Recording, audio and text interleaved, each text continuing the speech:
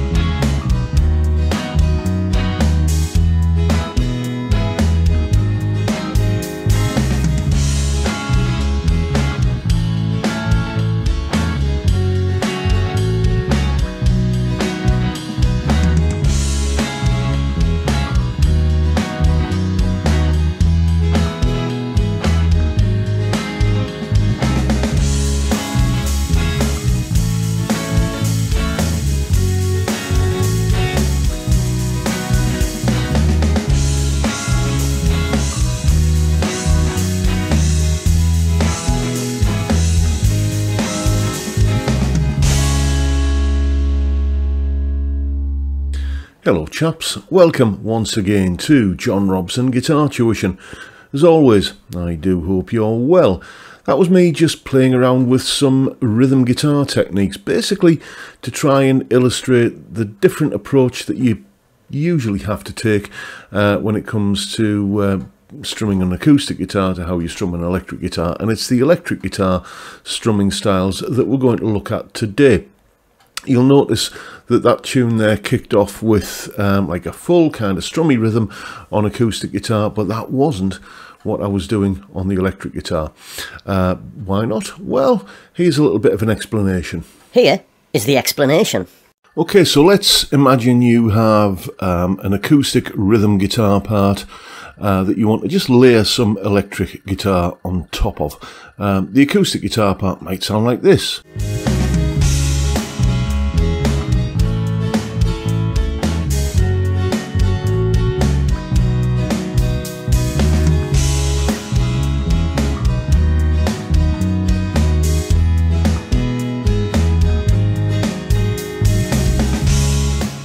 So what could you do with an electric guitar over the top of that? Well, the first thing you could do, and the most obvious I suppose, is just strum the electric guitar in very much the same way as the acoustic part was strummed, and that would sound a bit like this.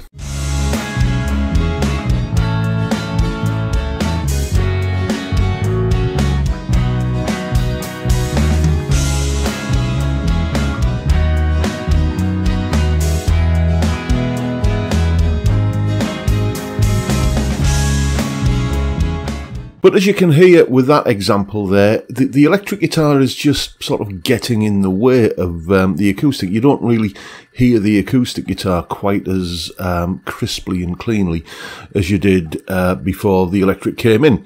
And, well, if you can't hear it, there's not much point in it being there. So the obvious thing to do then is, well, let's turn the volume of the electric guitar down, and that could sound like this.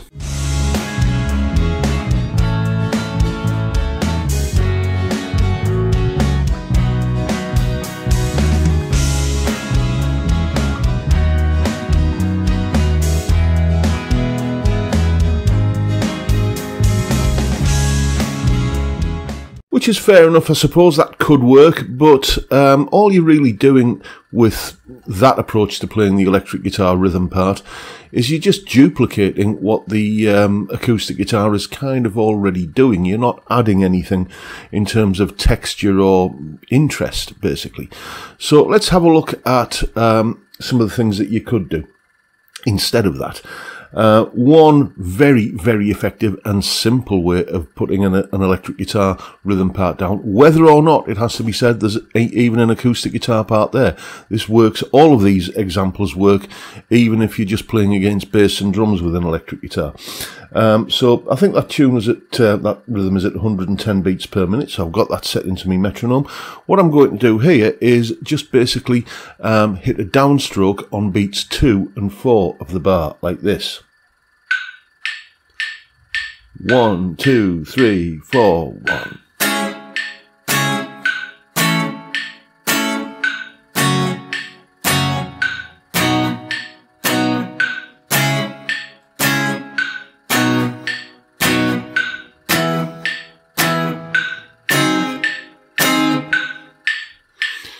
And in context, that would sound like this.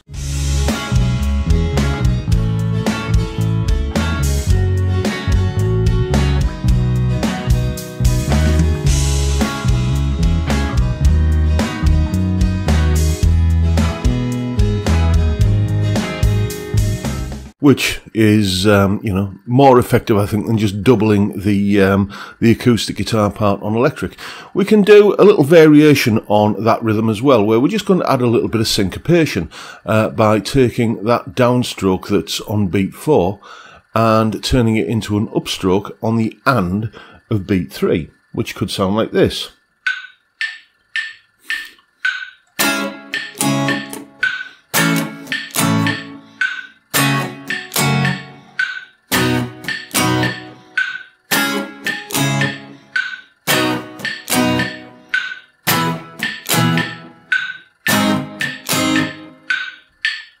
And once again, in context, that would sound like this.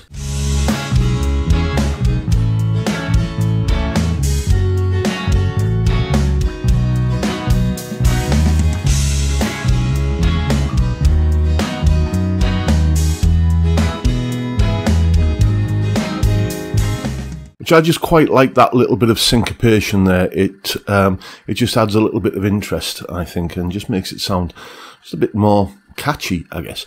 The next thing we're going to do is start thinking in terms of 16th notes. We're going to look at this rhythm now. 16th notes are when you count the beat 1 eander, 2 eander, 3 eander, 4 eander.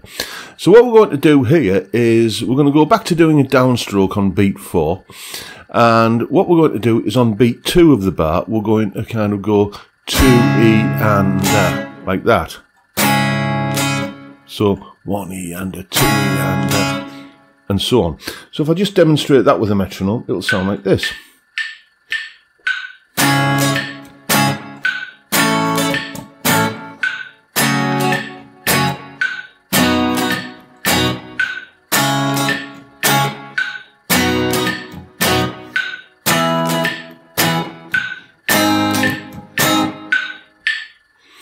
And once again, in context, that would sound like this.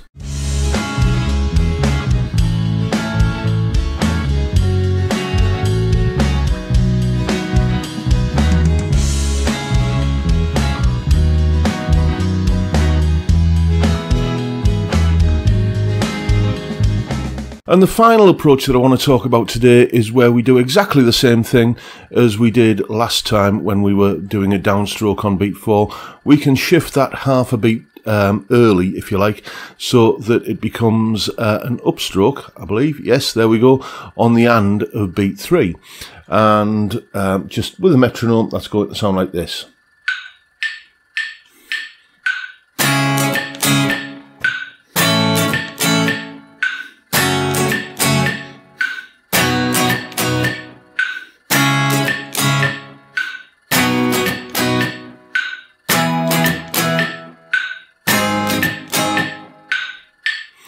And once again, in context, it goes like this.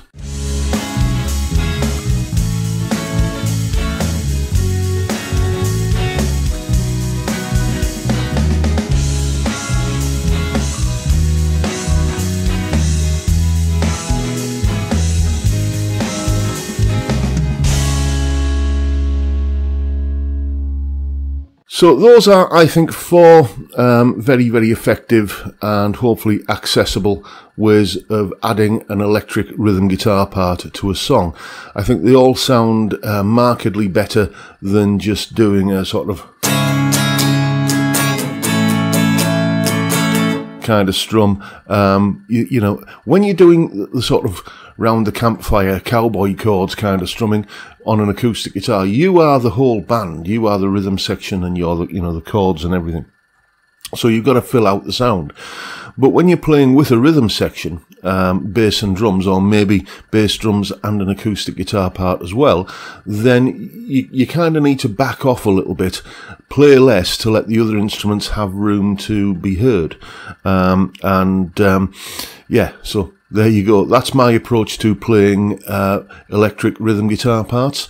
Now you know what to do. Go away and have some fun with it. And as always, you'll find a full tab for the tune that we kick the video off with in both Guitar Pro and PDF formats, along with the clip of me playing it, that explanation you've just seen there, and a couple of jam tracks, one with the electric guitar part and one without. You can use the one with the electric guitar to kind of listen to and learn those parts, or you can just use it as a jam track to play some lead over. And as I say, there's the one without the electric guitar that you can just practice doing your own electric guitar strumming techniques over the top of. All of that good stuff is up on my Patreon page. There's the address, link in the description. As I'm sure you know by now, $3 or £3 a month gets you access to all of these additional goodies and resources that go along with these YouTube videos. And of course, a massive thank you to everyone who supports me in that, or any of the other ways, all of which are downstairs in the description. And that's pretty much it for today, folks. Hope you found this little video useful and informative in some small way. And if that's the case, please hit the subscribe button and the notification bell if you haven't already done so. And why not drop me a like as well while you're at it. Don't forget the live stream every Friday, 5 PM UK time. We drink beer and talk about music and guitars and whatever else crops up. It's a utterly fantastic way to kick off the weekend, I think, and I'd love to see you there if you can make it. But for now, I'll bid you all a good day and say thank you so much for watching. Thank you for your time. Look after yourselves, folks. Stay well, stay safe, and above all, stay sane. Bye for now.